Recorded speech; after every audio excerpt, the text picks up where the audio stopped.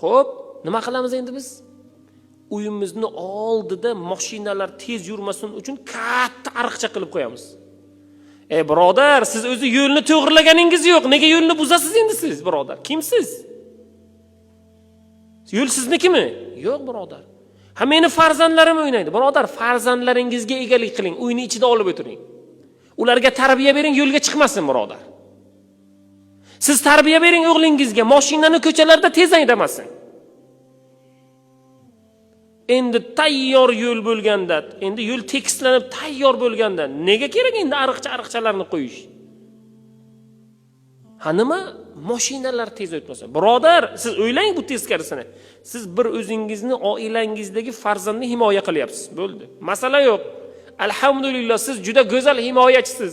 Siz juda go'zal oila boshlig'isiz. Nechta mashina o'tadi? Nechta velosiped o'tadi? Necha kishi o'sha ko'chada qorong'u o'tganda o'sha joyda tepsinadi? Birodar, hammasini la'natiga qolyapsiz.